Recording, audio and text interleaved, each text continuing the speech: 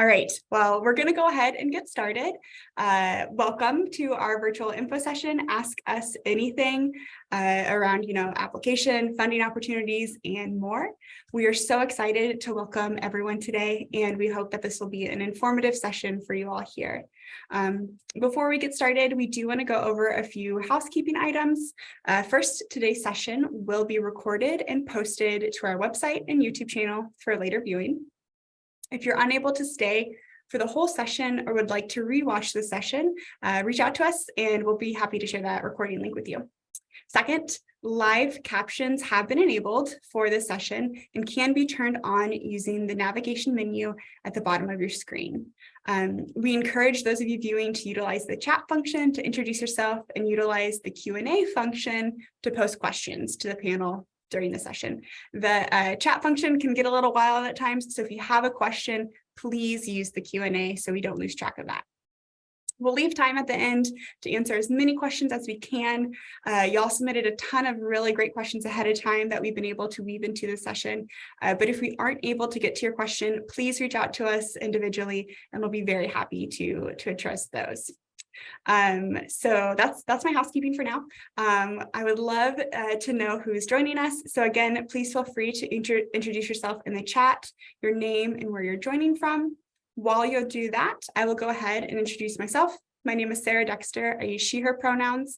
I am an Associate Director of Admissions and Recruitment with the Brown School. And my team and I work with you all, with prospective students who are interested in applying to the Brown School. Very happy to have you all here today. Now, I would love to introduce some of my colleagues. So I'm going to pass it over to Dominique and Erica, if y'all could introduce yourselves. Absolutely. Good afternoon. My name is Dominique Sand-Heinrich.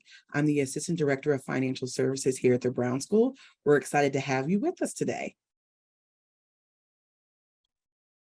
Good afternoon. I am Erica Jones. I use she, her pronouns as well. I am the Administrative Coordinator for Financial Services as well as the Registrar's Office. So welcome, everyone. Awesome. Thank you both so much. We are very lucky to have these two folks with the wealth of knowledge that they have. Now, I would love to have our student ambassadors introduce themselves. Felicity and Laura, if you could, yes, introduce yourself, share your degree program, year, concentration, and then I'd love to hear one highlight of your semester. I know that was a lot, so if I need to repeat that, just let me know. So Felicity, can we start with you? Hi guys, I'm Felicity. I use they, them pronouns. I'm a second-year MSW student concentrating in mental health. My highlight of the semester is I enrolled in a class. It's a sex positivity class called Knowledge is Pleasure that's led by our Brown students. So essentially they're in this like sex education course, and then the whole purpose of this class is to design a class that they can deliver, and it's so eye-opening and to the point I enjoyed it so much that I decided on enrolling in that class so I can be like a sex educator, or not but like partake in the class next semester. So that's my highlight, and thank you for joining. Hi guys, I'm Laura. I use she, her pronouns. I'm a first-year MSW student, moved to St. Louis from Boston this year. I'm in the Children, Youth, and Families concentration. I'm new to the field of social work, and a major highlight for me this semester has been in my introduction to practice with individuals, families, and groups class. That's a mouthful. One day, talking through how to approach an individual session with a client, just really feeling a sense of like, this is where I'm supposed to be, sense of, fulfillment and excitement about where my degree is taking me. That's awesome. I love to hear about y'all's experience in the classroom and just those those things that really resonate with who you are, and just really affirming about, the things you want to do in the field. So thank you both so much for sharing that. All right, so we are just going to go ahead and dive in. Like I said, we had a ton of questions come through. And so first we're going to start off with our agenda for the day, and then we'll move right into it. So first, we are going to touch on some frequently asked application questions, as well as a bit about our dual degree and joint degree offerings. We'll then touch on funding opportunities and financial services expertise. We'll then move into life as a Brown School student, and then touch on some more of your pre-submitted questions, and then of course get to your live questions as well. So let's dive in. So just to give a very quick reminder of our program offerings, we offer a master's in social work, a master's in public health, and then a master's in social policy. If you'd like to hear more about those specific programs, please go to our very first info session in September, and you can get a lot more information there. But with our 3 programs, here you can see a bit more information regarding those dual and joint degree offerings, as well as our full and part-time tracks. So our MSW and our MSP, we offer full and part-time options. Our public health is at this point in time just a full-time option. We offer dual degrees in all 3, MSW, MPH, and MSP. So you can do a combination of those 3 degrees, whatever combination you prefer. And then we offer a number of joint degrees, as you see listed here. For folks who are applying to multiple degrees, it is important to note you must apply to those programs individually. You are reviewed, your applications are reviewed separately, and so all materials must be submitted to that specific program, whether that's within the Brown School or with another Washington University graduate school. You'll need to apply to those degree programs individually. You will also receive financial package separately. So again, apply to those individual programs, and then you will receive a separate funding package for those programs. We did have a couple questions regarding our MSP. We don't have enough time to get into the specifics, but there is an information session later this month, November 30th at 6 p.m. So if you want to get into the curriculum and really learn more about that degree offering, please join that session, and it will be recorded like all of our sessions are. So that's a very quick touch on our degree offerings. We also received a number of questions about our application. It is that time of the year. Our December 1 deadline is quickly approaching in just over 2 weeks. So as a reminder, our deadlines include December 1, which is our priority consideration deadline. If you apply by December 1, you will receive an admission and scholarship decision by February 1st. That's one of the benefits of applying early. If you apply early, then you receive a decision earlier on. And that can be particularly helpful when you're considering multiple graduate programs. If you'll potentially need to relocate to a different city, having as much time as possible to consider your options can be really helpful. Our regular decision is March 1. And then after March 1, we have rolling admissions with our final deadline of July 1. So folks can truly apply anywhere from now to July 1st. I will say the early consideration priority deadline is really helpful for folks who are interested in funding. Not to say you wouldn't be eligible for funding if you apply by March 1st. There's certainly funding available, but for those who have a high priority in funding opportunities and scholarship opportunities, we recommend applying earlier on, because that is when the full pool of funds is available. We start fresh every year. So if you aren't able to apply by December 1st, that's okay. Don't freak out, no need to worry. There's still plenty of time, but we would recommend applying on the earlier side rather than waiting until like after March 1. That's when funding becomes quite a bit more limited. If you apply after December 1st, you'll typically receive an admission decision within 6 to 8 weeks from that time of submission. We also had a number of folks ask about fee waivers. So the Brown School does offer application fee waivers for our Master of Social Work and Social Policy programs to applicants in a variety of communities. So that includes American, Indian, and Alaskan Native, folks who are members of the U.S. Armed Forces, Service Corps alums, as well as those who participate in specific academic scholars organizations. So that's all included within your application. And if you select one of those criteria, you'll automatically receive a fee waiver. We also consider application fee waivers for financial hardship, but you'll need to reach out to us individually to receive a bit more information on that. Unfortunately, we aren't able to offer fee waivers for our Masters of Public Health application because that is housed through SOFAS. But if you would like to be considered for that, you can reach out to the SOFAS Help Center, and they do have some fee waivers available for applications there.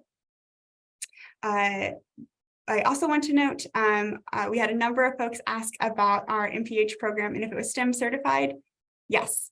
Our MPH program, all specializations are STEM certified. And so we know this is particularly interesting and important to some of our international students. So any of the specializations within the MPH program are STEM certified. And so you would be eligible for 2 additional years of OPT.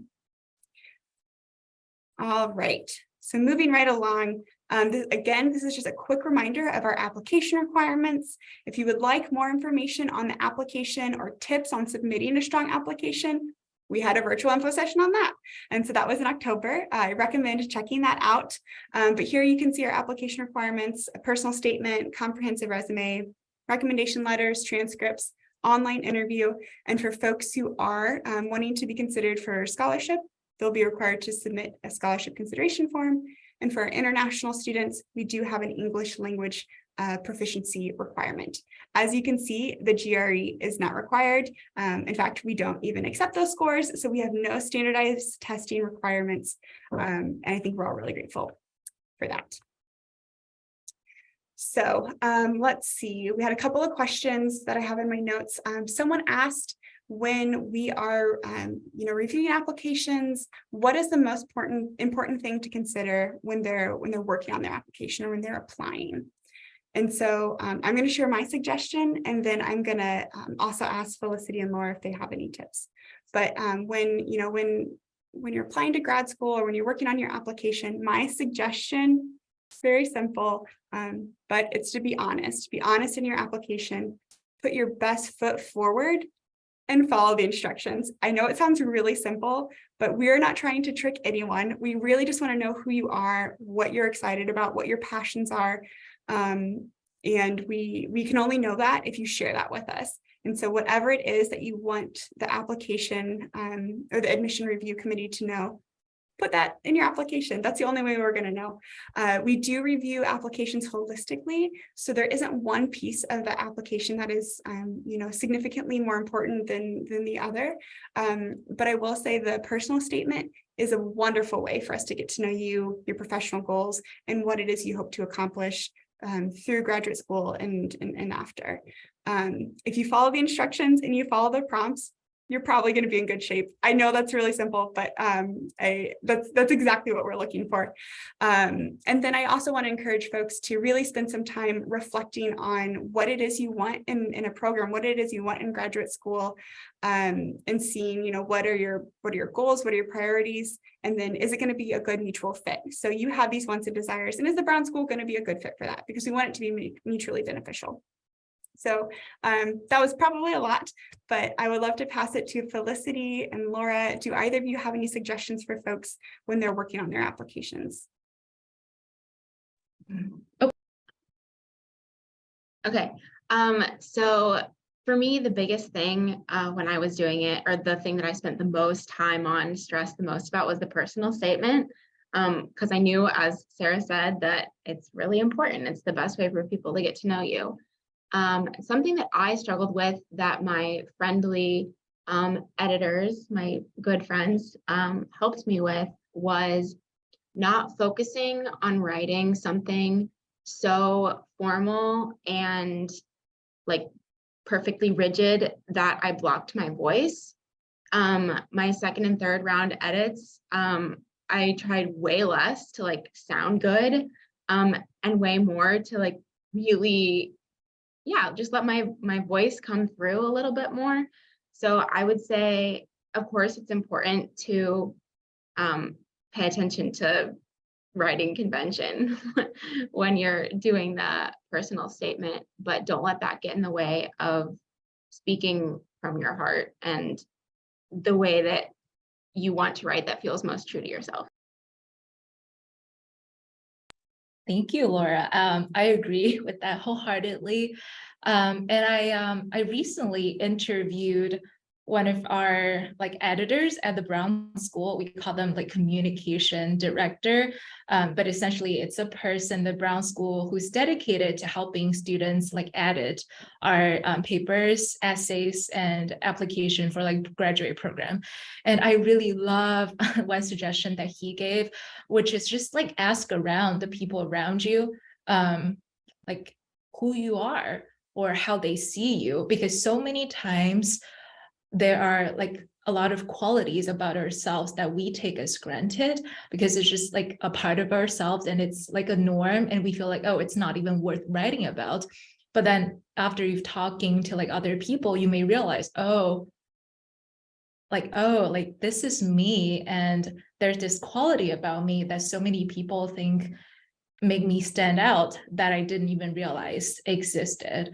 So I think that's a really, really good strategy, to just like ask around, or maybe like after you've finished your draft of your essay, showing it to a bunch of different peoples and asking them like, does this represent me? Or if I take my name out of this essay, can you still see me through this essay?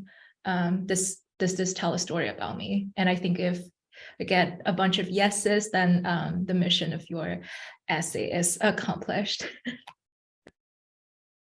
Thank you both for sharing that. I think, Laura, Felicity, I think that was wonderful advice, because at the Brown School, as I mentioned, we really value holistic application review. Like we want to know who you are and what you're passionate about, what excites you. There isn't any right answer that we're looking for, but we want to know who you are and what, again, yeah, what motivates you and how you want to engage with the Brown School and what you want to do with these degrees. So I love that advice. I think that's fantastic. And I have nothing to add there. So thank you both. Next, we are going to move into a little bit more about the video interview. So in addition to the personal statement, the video interview is a wonderful way for us to get to know our applicants, and we recognize it can be a little intimidating for folks who haven't done this platform before. So what is this video interview? It's a 5-question pre-recorded interview designed to get to know you virtually and have a clear sense of who you are and what you hope to accomplish during your time here. This typically takes about 30 minutes for folks. You are able to take practice questions, so as many times as you would like to get comfortable with the platform and practice hearing the questions, responding, recording, that sort of thing. There's 4 recorded questions and then 1 written response. And again, you can take some practice questions to familiarize yourself. These are behavior-based questions, so I often suggest folks to reflect on like, what are you hoping to get out of graduate school? Why the Brown School? How would you, a question we often have is like, how would you approach this sort of situation? So if you've ever done any sort of job interview or volunteer interview, you've probably answered some behavior-based questions before. So it's a very similar format. And if you have any concerns, please use the practice function. If you run into technical issues or you're not able to accomplish this video interview, we are able to offer accommodations. Please just reach out to our office and we can support y'all with that, because we want to make sure that everyone has an opportunity to complete this requirement. There aren't any right or wrong answers here. Again, it's just a beautiful way for us to hear you and your story. And it's honestly one of my favorite parts. I'm someone on our review committee, and it's just, I feel like there's nothing better than to see someone really speak from their heart and their experiences. So if you get nervous, maybe just picture me and know I'm like cheering you on in the background. So yeah, that's our interview. For our MSW and MSP applicants, your interview link is embedded within your application. For our public health applicants, since you're applying through SOFAs, you will receive an email to create your Brown School Washington University application portal account. And so you'll receive more information on how to access your link there. But if you have more questions about that, please reach out to our office. We're very happy to support. All right, so now we're going to move into tuition and funding, and then after this slide, I'm going to pass it over to my colleagues in financial services.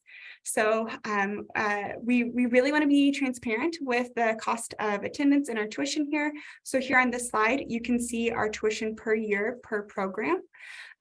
You'll see that this is for the 22-23 academic year. I do want to highlight that the Brown School is able to guarantee that every applicant who applies for funding will receive an award. So in order to be considered for that is actually going to lead to my next slide, which is the scholarship consideration form. To be considered for funding, you will need to complete this form. It is located within your Brown School application. All students who request scholarship support will receive an award. Again, this is included in our application for our MSW and MSP, and then MPH folks that will be found within the Washington University graduate portal. We do want to also note that folks who are interested in funding, this does not impact admissibility.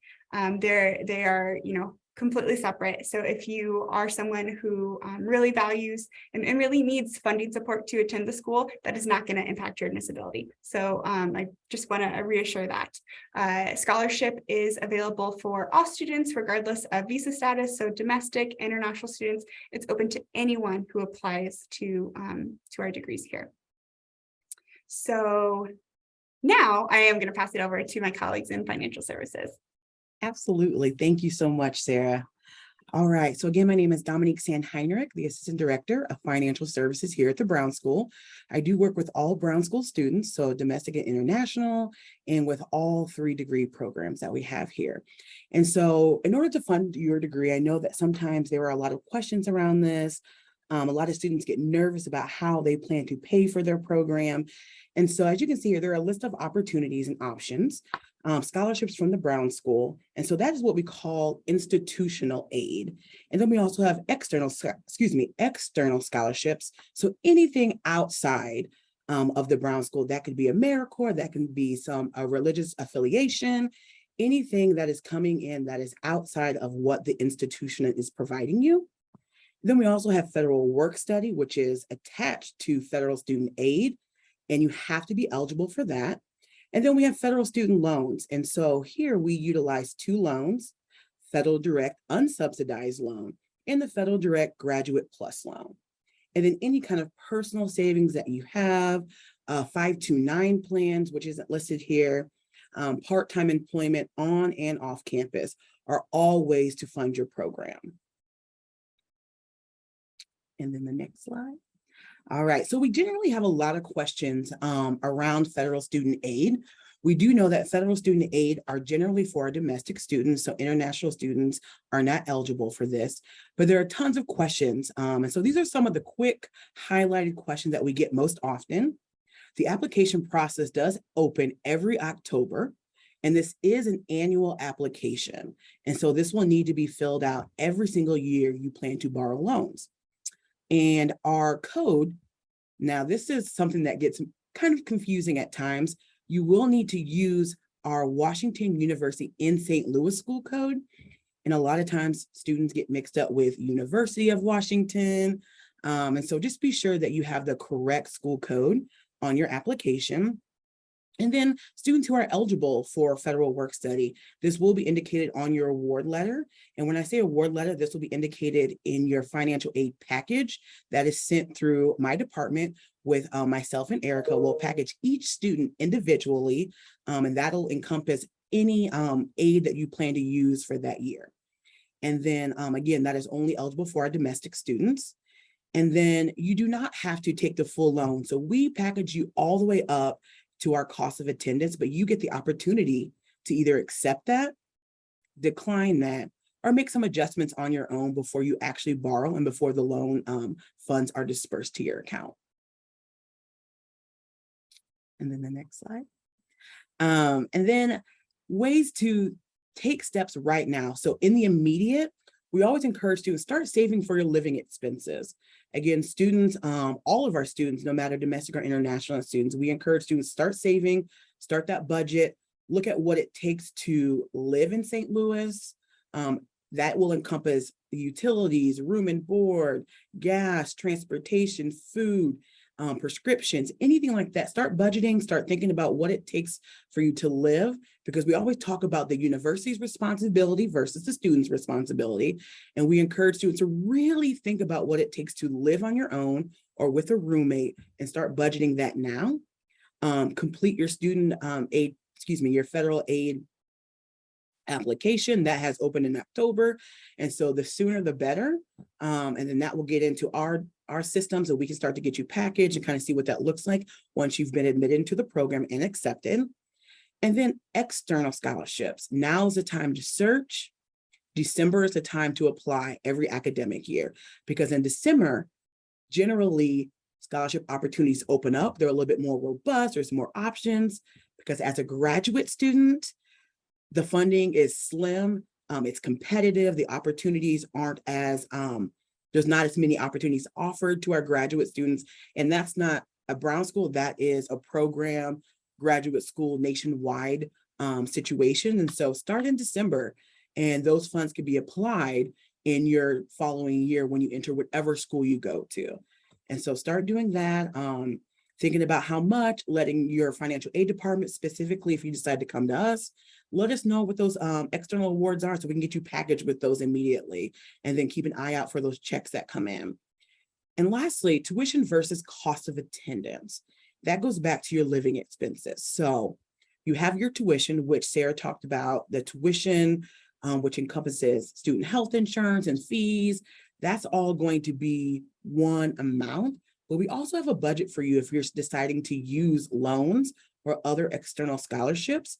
That is going to be your cost of attendance.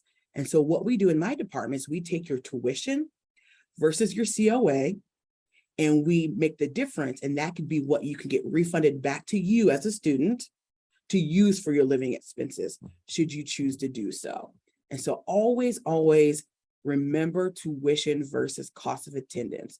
Those are going to be two different numbers.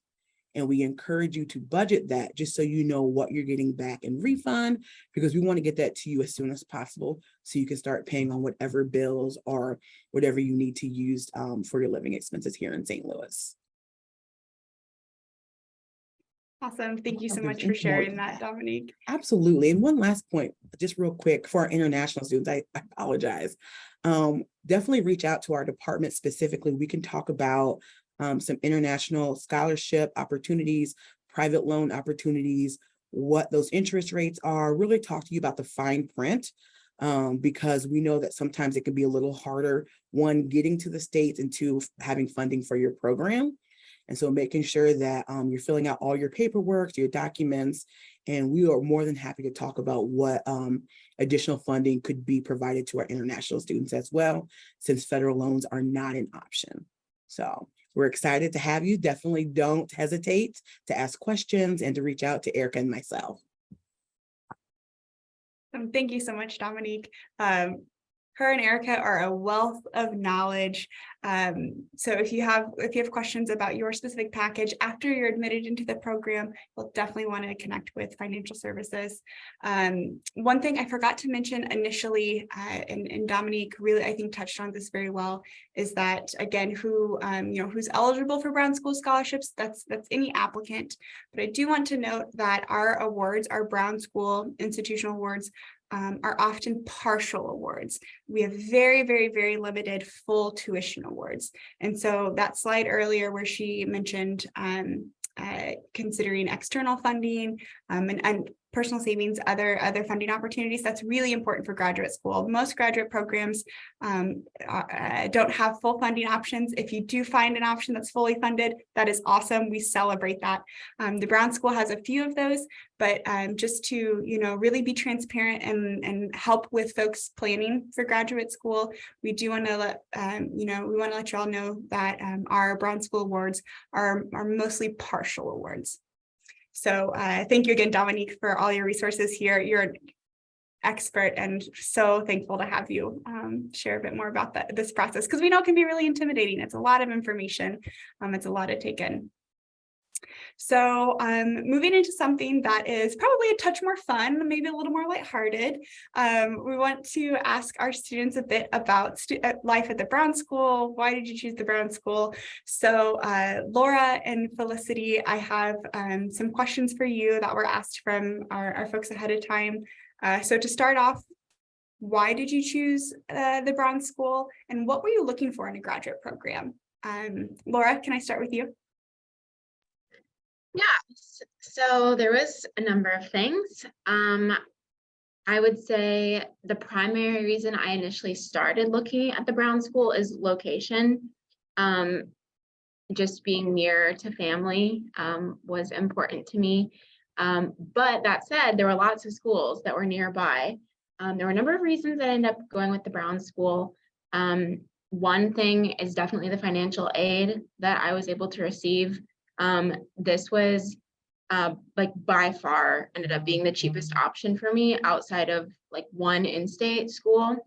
Beyond that, the vibe that I got from the admissions team was just so wonderful. I really truly felt like the people on this team were trying to help me figure out if this was the right program for me, as opposed to like trying to sell me the program like a product. And through that process, talking about the kinds of classes that were offered, the kinds of supports that were offered, and then also for me, the way that practicum works here, where we're able to sort of choose our own practicum opportunity. Those were all big things that drew me in. So yeah, that was it for me.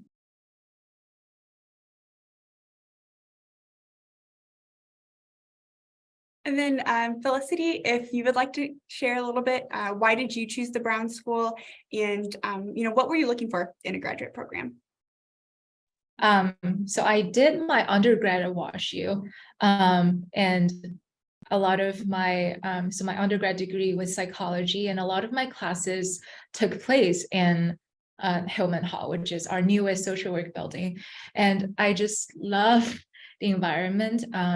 Like people seemed more friendly in the social work school, and I think I started to like talk to alumni, and they all gave me like really, really good feedback on the education that they got from the Brown School. So that's kind of like the first factor, just by proximity. I've seen, so many people who work at the Brown School, who graduate from the Brown School, that are just so nice, and I want to be, one of them. And I agree with what Laura said, the practicum, that we get to choose our own practicum. I think that's huge for me.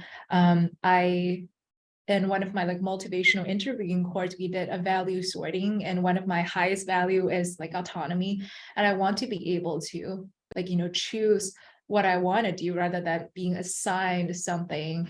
And that's exactly what Brown School is giving me, and I really do appreciate that opportunity, and I love all the practicum that I've been working for. So that's huge. Thank you both for sharing a bit about what you were looking for and why the Brown School stood out to you. I think it's such a personal question, and it depending on who you ask, it can be a number of different things, anywhere from your financial award based on is it already home to you, curriculum, practicum, etc. So I appreciate y'all sharing a bit about that. Continuing on with, why the Brown School, why St. Louis, I do want to dive into a little bit more here. So I'm not from St. Louis originally, but I am so glad to call it home. If you've ever talked to me about St. Louis or we've chatted about what's it like to live here. You'll know that I have a long list of free things that I love, of restaurants that I love, of neighborhoods that I love. Even if this wasn't my job, I adore St. Louis. But I talk about it enough. I would love to know from Felicity and Laura, and then I am going to expand this to Dominique and Erica too. What is it that you really love about St. Louis? And then was there anything that surprised you, good or bad, or somewhere in between? We'd just love to hear that.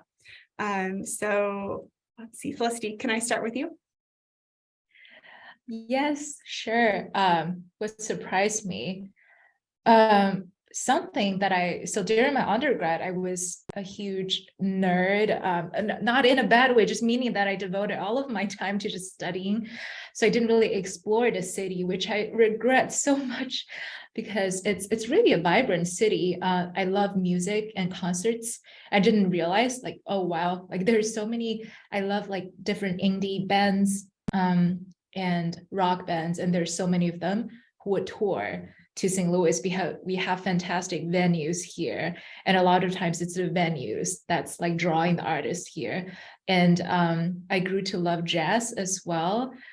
We have like student discount ticket for Jazz St. Louis, which is a very like cozy and intimate venue that I adore. So I really like the music scenery here in St. Louis. That kind of, is that surprising? I don't know. I just, I like it. And then the other thing is, I think there are a lot of things that we have, like other major city don't even have. I started to pick on like improv last year, and we have a fantastic little like comedy club here that deliver really, really good improv courses for people who are interested.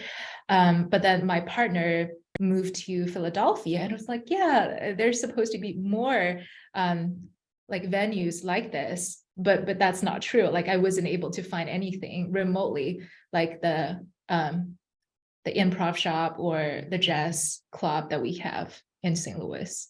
So these I adore. I love that, Felicity. Oh, so yeah, Right. thank you, Laura. Please go. I am new to St. Louis. I've only been living here since August, so I feel like I still have a lot left to learn to love and to explore. As I mentioned, I moved from Boston this year. I'm originally from the Midwest, and I was taken aback in a good way by just the Midwest vibes. Being back in a place where people are just very friendly and very helpful and very overtly kind. I didn't expect to like feel that like culture shock again, because I'm like from here and I know what it's like, but it really was a surprise moving back from the East Coast in like a really wonderful way. And that's so nice when you're trying to learn to navigate a new city, because people are just very willing to like share what's awesome about their experience here. Something that surprised me in kind of a negative way is the way that public transport works here. It's pretty limited. I end up driving even though I'm only like 3 miles or 4 from school, which is not ideal. Again, pretty typical for a Midwest city, I think. In terms of other things, this is very like practical, but it's a pretty cheap city to live in terms of like rent, how much you pay to go out to eat, just like a lot nicer than other cities that have some of the same like amenities and things to offer that St. Louis does. I will also second Felicity's point about the music. I was so sad to leave Boston because there were so many great concerts, and I have not been disappointed by the offerings here. There's like more that I want to go to than I can, which has just been so fun, and something that I've appreciated a lot so far. I can say, if it's okay, Sarah, can I go? I can say I am born and raised in St. Louis. So for me, I will tell everybody coming to St. Louis, we actually have a lot of free activities. So do not sleep on the free activities here in St. Louis, or even as Laura said, as far as concerts, Laura and Felicity, as far as concerts, even if you want to go like to the Muni, they have cheap tickets, like $15 tickets. So explore your options in St. Louis. Get out and about. The Loop is great. It is fantastic. And like both the young ladies said, St. Louis is fairly cheap. It's just what you are geared to and the things that you're looking for. But explore, connect with your fellow people and see everything that you want to see. There's plenty of options. So yes, come to St. Louis. We're the show me state.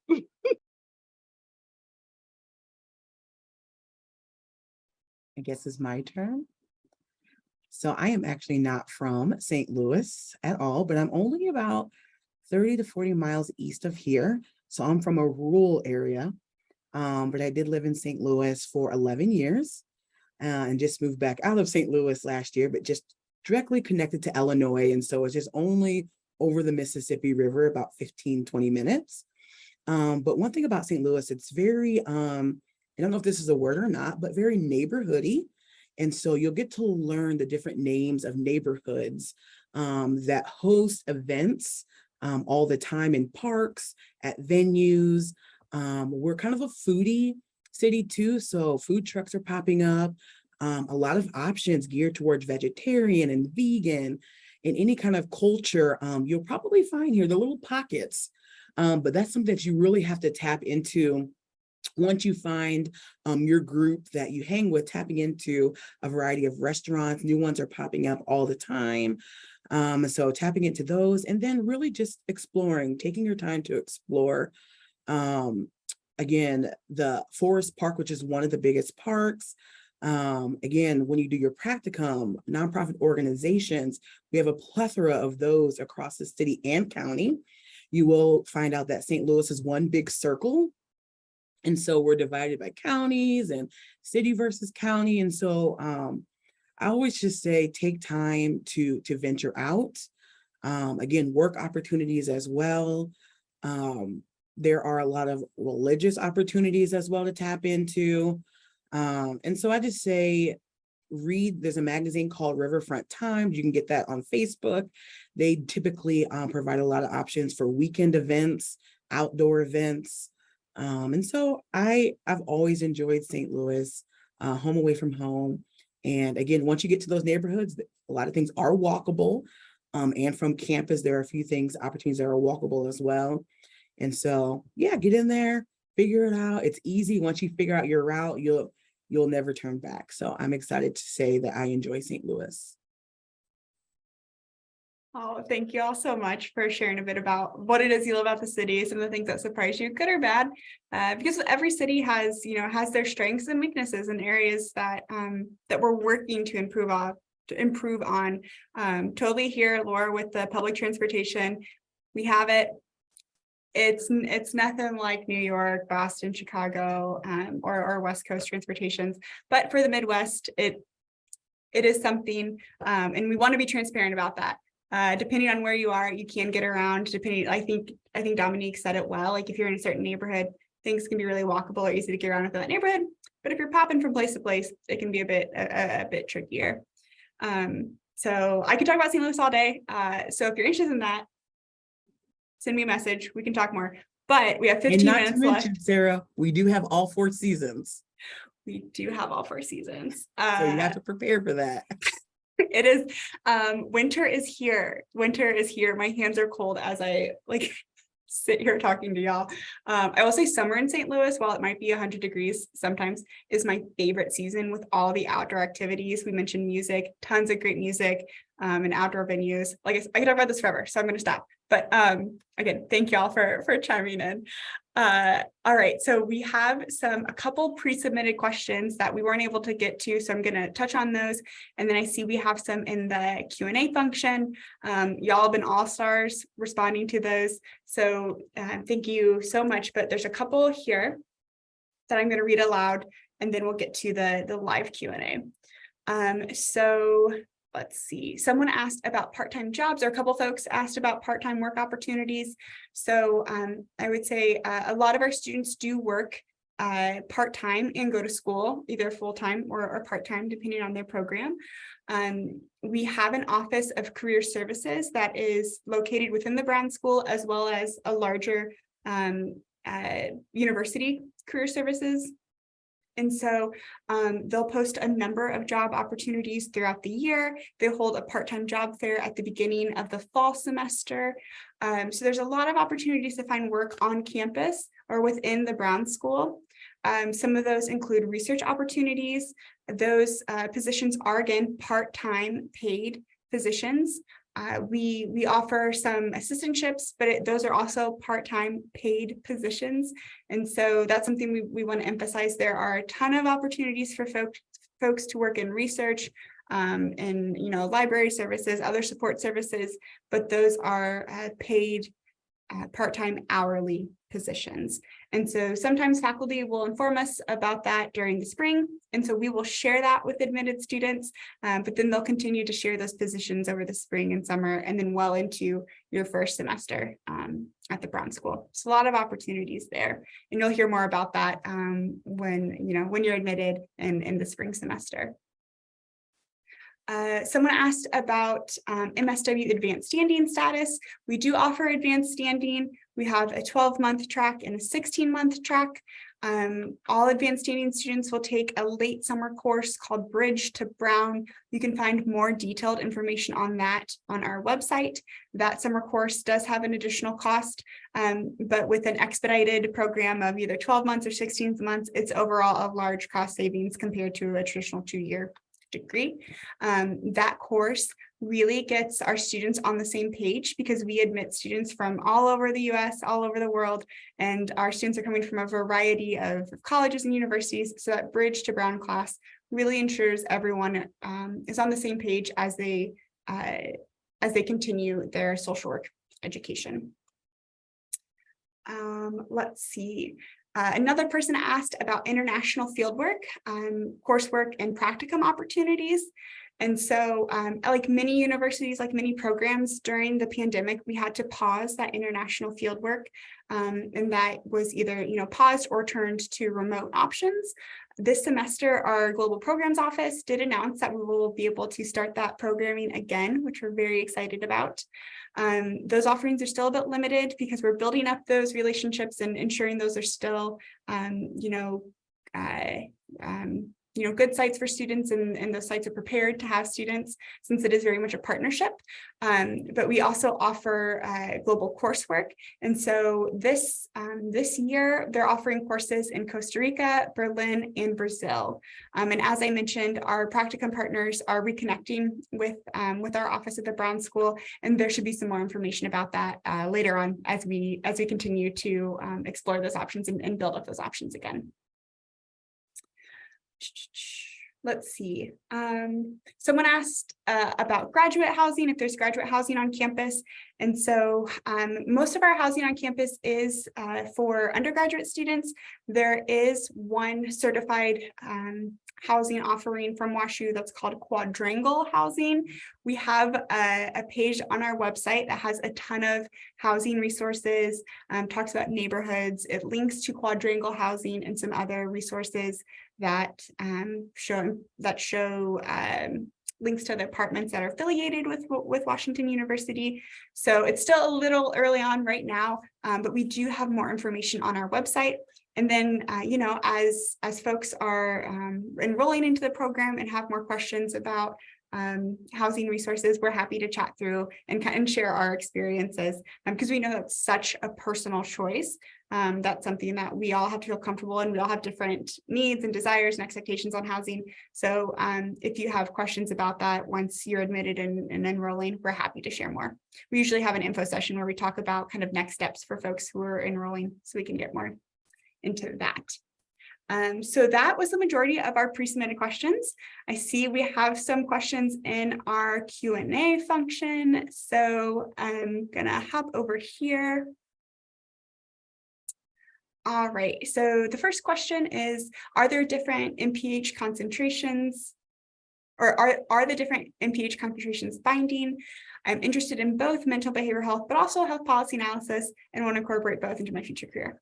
So I'm having a little trouble deciding. That's a great question. I would say that is not uncommon for a lot of our students. Our students are often interested in a variety of things, and that's exciting. And it can also be a bit difficult when you're trying to decide which one you want to pursue.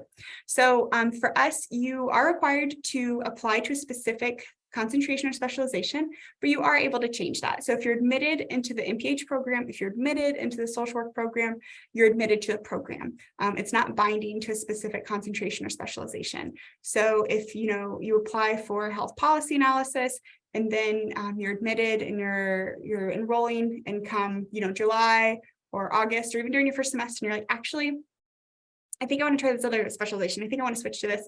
You can. It's not terribly difficult. There's a process you'll go through with your advisor to switch concentrations or specializations. If you have more questions about that, please reach out to us and we can have an individual conversation. The next question, is research a big part of the MPH program? It varies by program. That's right. It definitely varies by program. I would say research is, kind of embedded into the curriculum. There are research course requirements. However, you aren't required to do a certain amount of research hours or to have a position within research. Some of our students are more heavily interested in research. They want to pursue a career in that area, so they may take on additional coursework that focuses in data analysis, research methods, different things like that. So if you're interested in that, there's plenty of room for you to explore. If that's not quite as interesting or exciting, or you want to work more so in the community or programming, there's room for that as well. So it's up to you to choose what you're most interested in.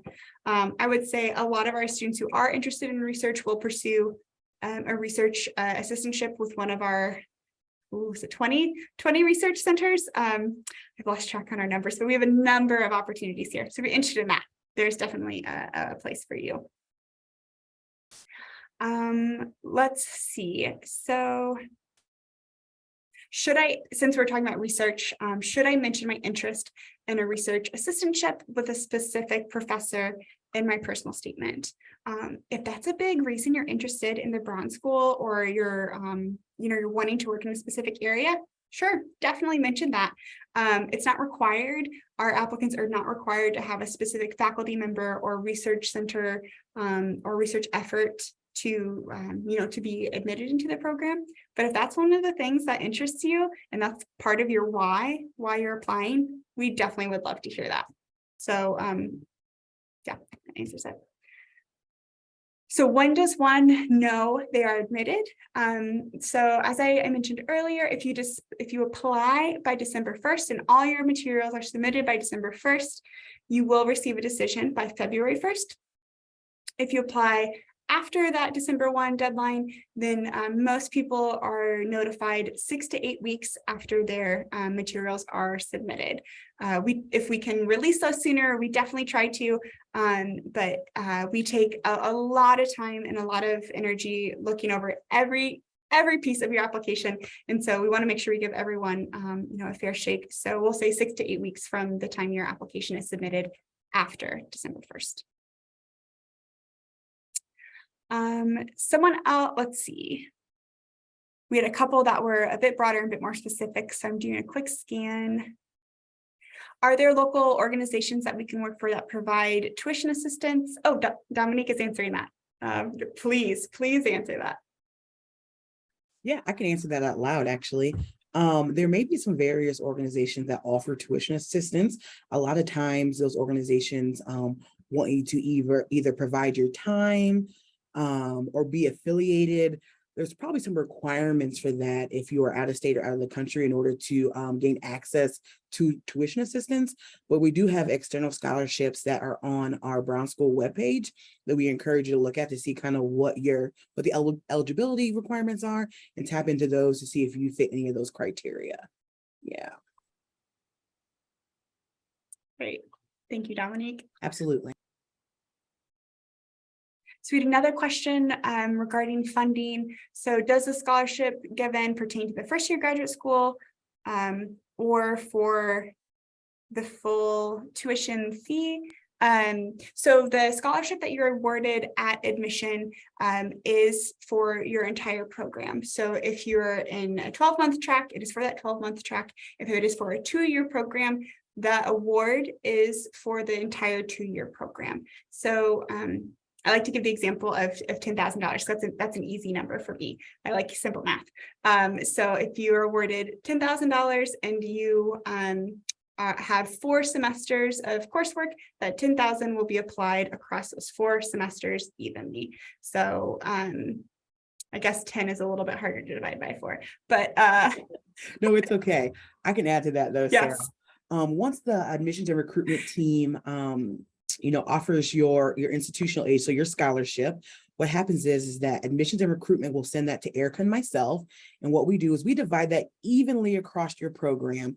And then again, that's going to be your tuition that's going to go directly towards your due balance to the university. And then whatever external funds come in, we apply that and then we package you. So again, that's divided evenly, and nothing can be more of your scholarship cannot be added to one semester. And so whether you are advanced standing student, whether you're a 4-semester student, or even a dual student, we still divide that when you are at the Brown School specifically, it will be divided evenly. Okay, so you can always ask us questions about your specific situation. Chances are you'll get the same answer, but you never know. So feel free to do that. Thank you so much for saving me with that mental math, Dominique. This is why I'm in admissions. But I said we have a couple more questions regarding specific scholarships, and we have just a few moments. So if you want to speak more about those specific scholarships, please reach out to our office, and we're happy to have those conversations with you. Someone did ask about deferring. So for our joint degree programs, sometimes there are specific course sequencing. So you may start with one program and defer enrollment for the next. And so for our joint or dual degree applicants, like I said, you will apply to both. And you may need to defer either with us or with the other school. But if you do defer with us, you will get a scholarship decision. And that may, you'll have a scholarship decision that will be intended for your enrollment when you do enroll. Again, these can be, very individual specific. So you'll want to work with your admission specialist, and you can have, a more in-depth conversation about that. But you will still be provided a scholarship decision, even if you are applying to a joint degree. Let's see. All right. Well, we have just 2 minutes left. So there's a couple of things that I want to touch on before we leave for the day. But I do want to thank you all for joining us. You had some really, really great questions. If we weren't able to get to your question, then please reach out to us in our Brown Admissions email account or give us a call. We have a number of ways to connect. So you can schedule a visit with us, virtual or in person, if you're in the area or would like to see campus. You can talk to a current student. Felicity and Laura are just 2 of the wonderful folks that work with our office. We can have you connected with faculty. And then, of course, we have a number of virtual info sessions that are recorded and posted on our website. So like I said, if you weren't able to get your question answered, or you would like a little more details or in-depth conversation, please reach out to us. We know grad school can be an intimidating process. There's a lot of options. There's a lot of jargon. We want to simplify that if we can.